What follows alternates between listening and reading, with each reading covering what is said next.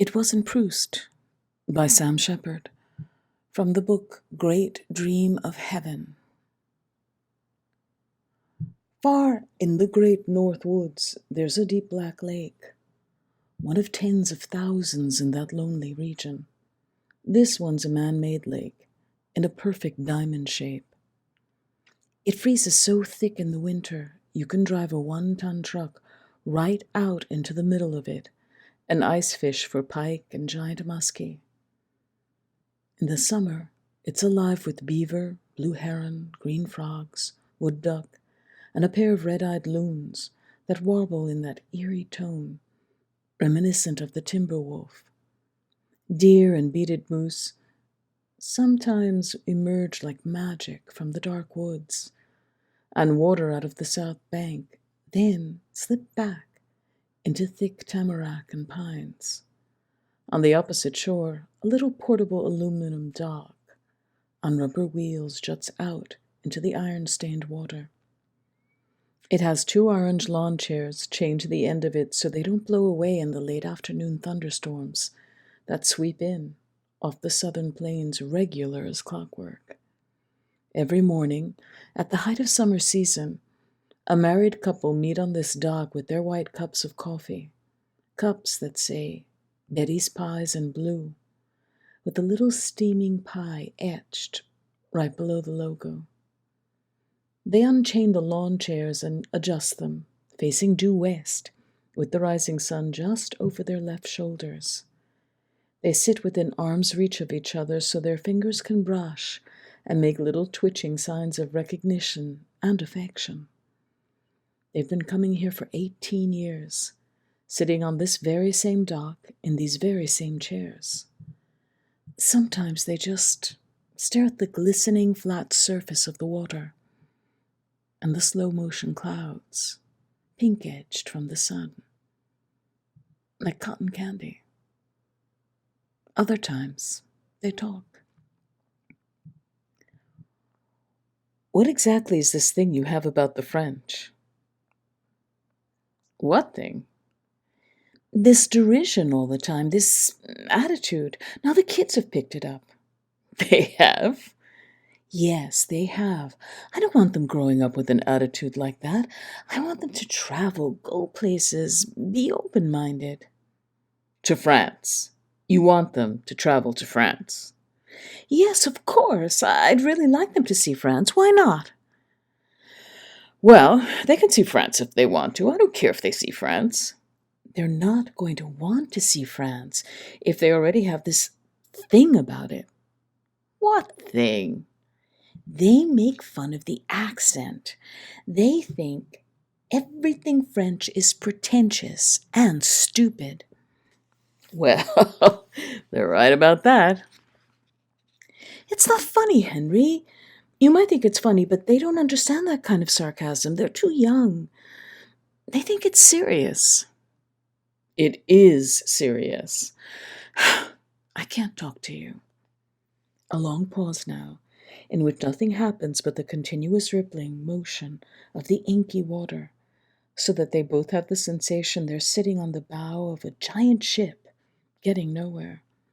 The loon just drifts out there in the middle, looking like a wooden decoy, then suddenly drives for fish, leaving shimmering silver rings expanding across the dark waters. They both keep their eyes on these rings, waiting for the loon to reemerge, counting the seconds in silence. 1001, 1002, 1003. They've done this many times before, over the years, and neither of them can remember how the ritual first got started. Shall I tell you a story? Sure, why not? What kind of story is it going to be? The story of how I first came by this derisive attitude toward the French. Oh boy. The loon pops up, but they've both lost track of the seconds. I was in Paris. This was years ago, in the 60s, wandering around with some girl. What girl was this now? It doesn't matter. Was this the girl you met on crystal methadone in a teepee in Woodstock? No, it was just some girl I'd run into. I can't remember. You remember. You remember all your girls. Can I just tell you this? Sure, I'm all ears. I'd gone out late one night for a walk. Without the girl? That's right, she stayed. She wanted to read or something. Proust, I'll bet. What? Remembrance of things past? Oh, never mind. I thought you might like to hear this. I do want to hear this. I'm just trying to fill in the picture. You went out walking the streets of Paris in the middle of the night and left your girl behind reading Proust. Then what?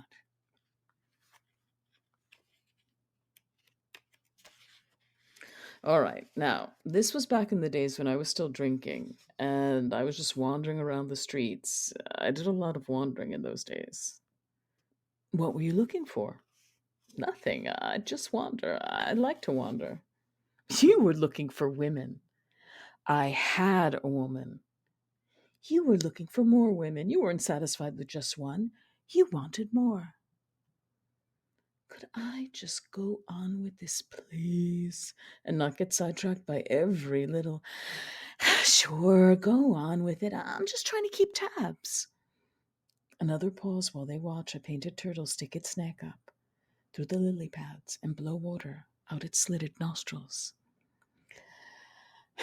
I had these romantic notions in my head back then about Paris being some kind of last bastion of true writers, full of old haunts where you might brush up against the ghosts of Blaise, Cendras, or Vallejo, or Celine, or Villon, So I was kind of looking for these old hangouts I'd heard about, bars, but I had no idea where they might be or what their names were.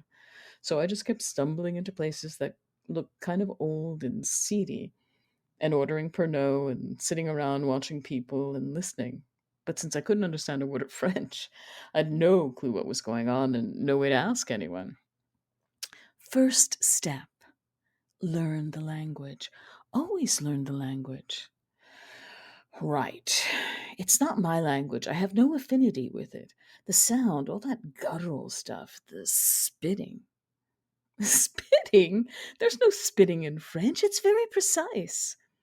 Anyway, I kept this up all night, going from one bar to the next, drinking along the way until I finally found a place where there were some people speaking English. The bartender spoke English, and there were some girls.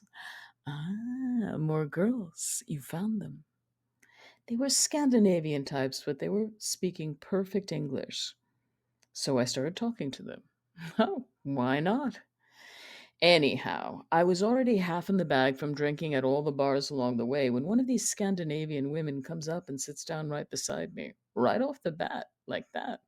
Then I thought, well, this must be the normal deal in Paris, women just coming right up and acting friendly like that. So, first thing she does is order a bottle of wine and two glasses. Real cheap wine. I could tell from the label.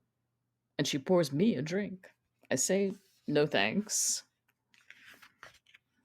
because I'm drinking bourbon and Pernod, and actually I'd lost track, but I knew wine would really mess me up at that point, so I refused. But she insists, and she's got these sad eyes, so. Oh, brother. What? Sad eyes. Yeah, that's right. Something very weary and touching about them, even though she's very young. So, anyhow, I sip a little wine with her and get to talking. Turns out she's an ex model, kind of over the hill, pushing 30 or something. That's old for a model, I guess. I thought she was very young. You said she had sad eyes, but she was very young. I thought she was very young, but I was mistaken. I was pretty loaded. Apparently. So, she starts talking, and she won't stop. I think she was just waiting for someone to come along so she could unload her whole story. Now, listen to this. She said she was discovered one day riding her bicycle down a dusty street in some tiny village in Norway to buy bread for her mother. She's 15 or 16 at the time, and some sleazeball steps out of a BMW in a slick suit and asks if she wants to be a high fashion model. That was it.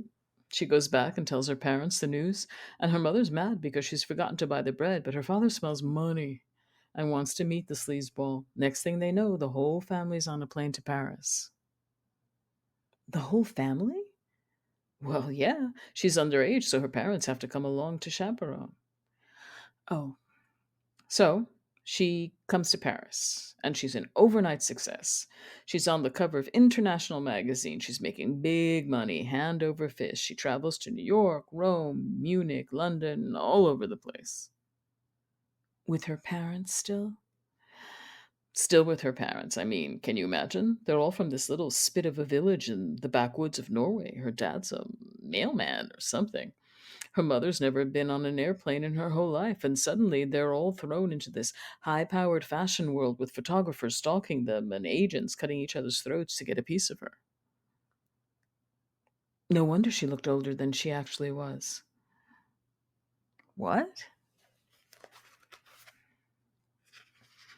No wonder she had sad eyes. Right. Anyhow, long story short, after about 3 or 4 years of this, her father commits suicide. Oh no! He throws himself off a cruise ship in the Bahamas and he's never seen again. My God. A year later, her mother kills herself. Stop it. She does. Hangs herself in a hotel closet. The girl finds her the next morning. The daughter? Yeah. Just finds her hanging there with a bathrobe sash tied around her neck. How old is she now? The girl? Yeah, the daughter, the model.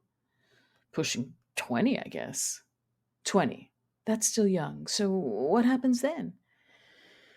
She comes back to Paris and starts using smack. This is a true story. That's what she told me. And you believed her. Why not? You'd believe anything with a skirt attached to it. Oh, I was way too drunk to care about bagging her. I was just listening. And this is your provocation for condemning the French? They somehow corrupted a poor, innocent little girl from an itty bitty Norwegian village. That's kind of lame. No, let me finish. There's more?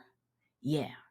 She finishes her story and turns away from me and stares into the wine bottle with the most melancholy look. It's almost as though by telling me her tale, it's called everything back up for her.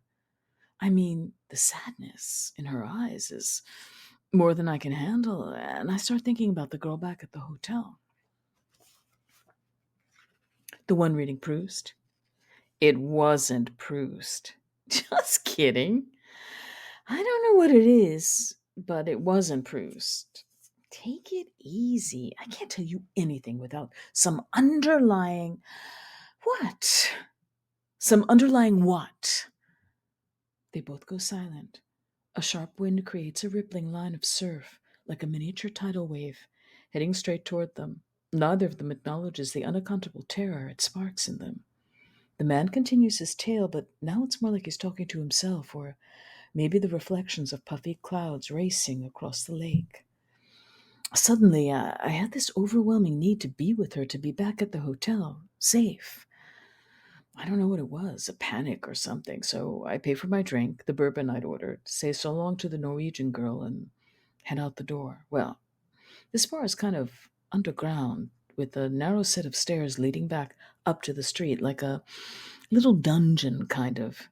And I'm negotiating these steps as best I can in the condition I'm in, kind of clutching the walls as I climb back. And I realize I'm in much worse shape than I thought and I was. And this panic is starting to escalate.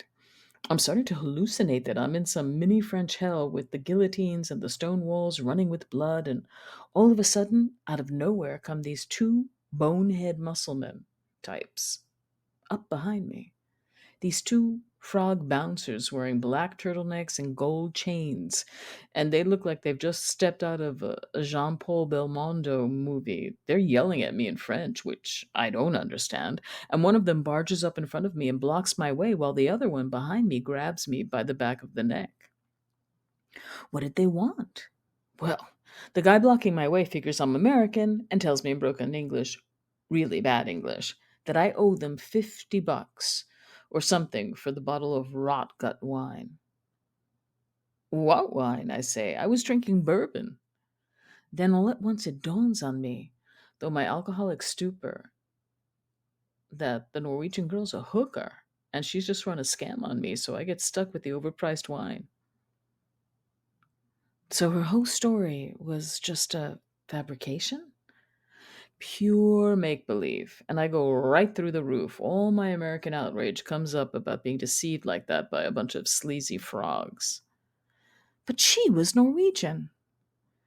She was in cahoots with them, and there's no way in hell I'm paying $50 for a bottle of shit wine I never ordered. I didn't have $50 anyhow. So something in me completely flips out. I break out of this neck hold the guy's got on me, and I start spitting and snarling at them, hurling insults, calling them cowards. And I challenge them both to a fist fight up on the street. I mean, I could barely stand up, let alone throw a punch. I had to keep one eye closed just to stay focused on them, and I'm spitting and drooling all over myself.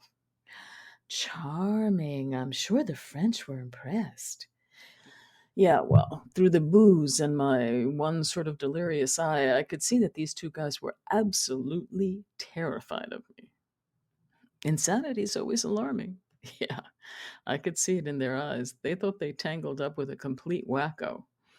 So that only incites me to go further with it. I start screaming, ripping my shirt, smashing the wall with my fist. Were you having emotional problems back then? No, I mean, no more than normal. I was just outraged by the whole thing. And ever since then, you've carried the grudge against the French? Pretty much so, yeah. Just from this one little incident, you condemn an entire culture. Yeah, I guess so. It wasn't so little at the time. Wouldn't you say that's extremely narrow minded of you? Especially considering you were shit faced drunk, couldn't speak the language, and had no business engaging in conversation with a hooker to begin with? I had no idea she was a hooker. I took her at face value. And all the while, your innocent young girl is waiting for you back at the hotel, reading Proust and thinking you're out for a little stroll through the streets of Paris. It wasn't Proust, goddammit. It wasn't Proust. It had nothing to do with Proust. Why do you keep hammering away at that? What the hell is wrong with you anyway? It wasn't goddamn Proust. The man has leapt to his feet in a sudden fury. His outburst is so violent it causes the entire aluminum finger dock to tremble and sway beneath them. He has to grab hold of one of the upright pipes to steady himself. The woman just sits there, staring at the loon again, deeply satisfied that she's caused such an avalanche inside him. On the hill behind them, the screen door of the cabin opens and slams with a resounding bang that sends the loon down deep. The couple turn in unison toward the sound to see their 9-year-old son emerge with a bowl of cereal, squinting his eyes against the sun. The woman waves to the boy. The man doesn't. The boy waves back to his mother and drops the bowl of cereal on the stone path. The bowl shatters, milk splatters, the spoon clatters. The boy runs back inside. After a while, the woman speaks. I'd better go up. No, wait. The man sits back down in his orange lawn chair. His knees are weak. His hands are trembling. He feels as though he's done something serious, some serious damage to his nervous system. He feels something akin to shame, but doesn't want to call it that. He was simply trying to tell a story. He realizes he's been had. The screen door opens and slams again on the hill behind them. They both turn toward the sound and simultaneously have the same impression that they've grown much older. Their necks are stiffer, their torsos turn in short, jerky increments, rather than with the fluid grace they used to know. This impression widens to memories of skinny dipping in this very same lake when they couldn't keep their hands off each other, and their bodies were sleek and shining like the young otters that shared the water with them. The man turns toward the woman and sees her neck, her crossed legs peeking through the yellow bathrobe, her beauty still shining. He reaches out and touches her knee. She makes a soft little sigh and places her hand lightly on his. She's forgiving me, he thinks. But the woman's soft brown eyes are fixed on their daughter, up at the cabin. The woman waves and calls out to her, and she does this. And as she does this, the man feels a wave of jealousy that cuts across his chest like an electric jolt. "Hi, sugar." The daughter waves back. She looks disoriented by the sunlight shimmering off the water. She crosses her arms on her chest as though she's caught a sudden chill, steps over the broken cereal bowl, and heads down the stone path toward her parents. The man withdraws his hand from his wife's knee. "She's a sleepy girl. Skinny." "Yes, very tall and skinny." The dogs rush up the path to greet the daughter, but she pushes them off and keeps walking with her arms still crossed on her chest. Her mouth turns down and she twists her hips at the dogs as they keep dancing around her.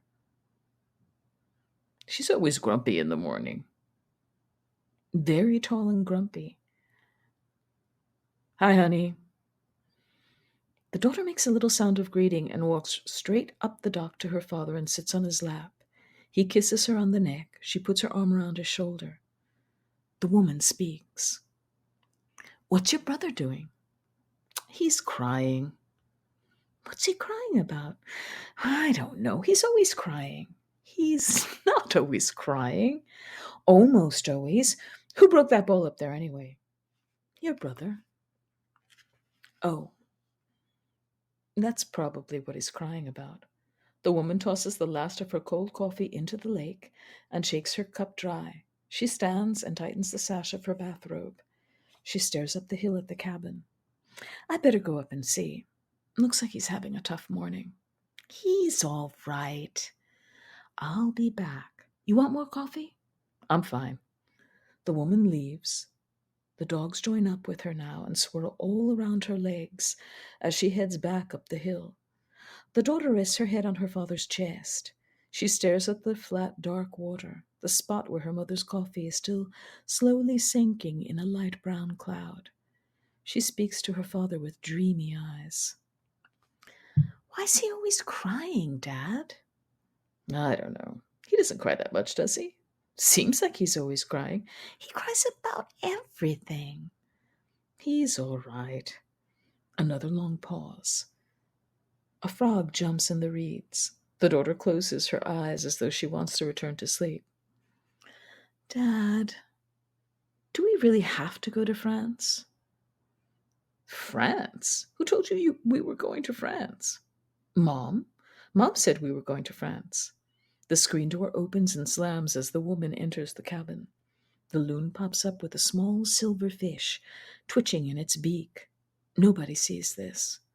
The man gently strokes his daughter's hair. Suddenly, he needs to stand up, but the weight of his daughter is holding him down.